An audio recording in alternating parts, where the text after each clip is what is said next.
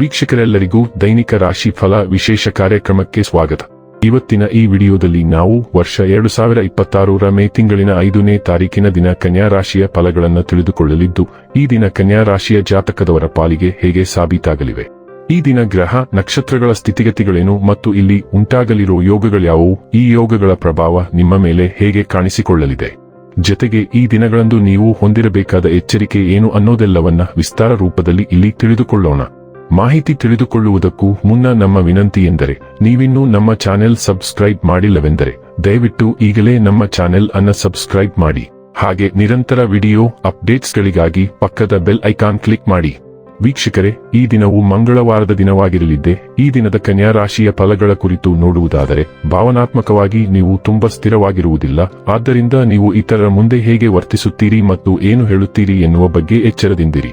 ಹಣಕಾಸು ಸ್ಥಿತಿ ಊಹಾಪೋಹ ಅಥವಾ ಅನಿರೀಕ್ಷಿತ ಲಾಭದ ಮೂಲಕ ಸುಧಾರಿಸುತ್ತವೆ. ನಿಮ್ಮ ಕುಟುಂಬದ ಬಗ್ಗೆ ನೀವು ಎಷ್ಟು ಕಾಳಜಿ ಹೊಂದಿದ್ದೀರೆಂದು ಅವರಿಗೆ ಅರ್ಥ ಮಾಡಿಸಲು ಮೌಖಿಕ ಮತ್ತು ಅಮೌಖಿಕ ಸಂದೇಶಗಳನ್ನು ನೀಡುತ್ತೀರಿ.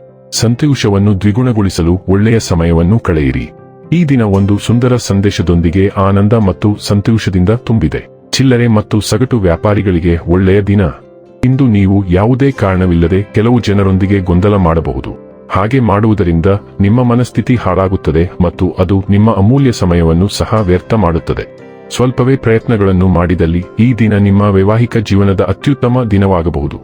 ಕಳೆದ ಕೆಲವು ದಿನಗಳಿಂದ ಕಡೆಗಣಿಸಲ್ಪಟ್ಟಿದ್ದೀರಿ ಎಂದು ಭಾವಿಸಿದ್ದ ನೀವು ಇಂದು ಎದ್ದು ಕಾಣುವಿರಿ.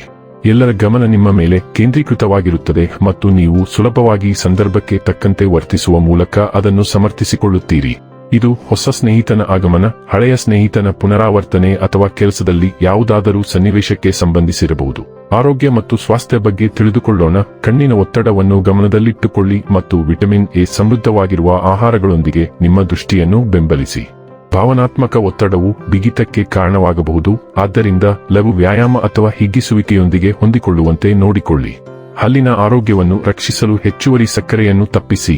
ಜಂಟಿ ಆರೈಕೆ ಮುಖ್ಯ. ಯೋಗವು ಚಲನಶೀಲತೆಯನ್ನು ಕಾಪಾಡಿಕೊಳ್ಳಲು ಸಹಾಯ ಮಾಡುತ್ತದೆ. ರಕ್ತ ಪರಿಚಲನೆ ಮತ್ತು ಜೀರ್ಣಕ್ರಿಯೆಯನ್ನು ಸುಧಾರಿಸಲು ಪರ್ಯಾಯ ಆರೋಗ್ಯ ಅಭ್ಯಾಸಗಳನ್ನು ಪ್ರಯತ್ನಿಸಿ. ಡೈಲಿ ಲವ್ ಮತ್ತು ರಿಲೇಶನ್ಶಿಪ್ ಬಗ್ಗೆ ತಿಳಿದುಕೊಳ್ಳೋಣ. ಕ್ಯಾಥರ್ಟಿಕ್ ಪ್ರಭಾವಗಳು ಕಾರ್ಯರೂಪಕ್ಕೆ ಬರುವುದರಿಂದ ಹಳೆಯ ದೆವ್ವಗಳನ್ನು ವಿಶ್ರಾಂತಿಗೆ ಇಡಲು ಈ ದಿನವು ಅತ್ಯುತ್ತಮವಾಗಿದೆ.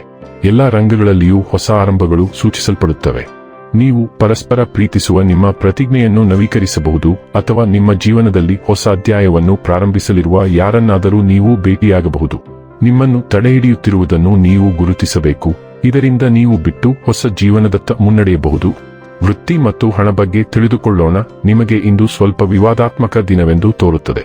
ನೀವು ಇತರರ ಬಗ್ಗೆ ಏನನ್ನಾದರೂ ಗೊಣಗಬಹುದು ಅಥವಾ ಹೇಳಬಹುದು. ಅದು ಅವರ ಮೇಲೆ ಪರಿಣಾಮ ಬೀರುತ್ತದೆ ಮತ್ತು ನಿಮ್ಮ ವೃತ್ತಿಪರ ಜೀವನವನ್ನು ಹಾಳು ಮಾಡಬಹುದು.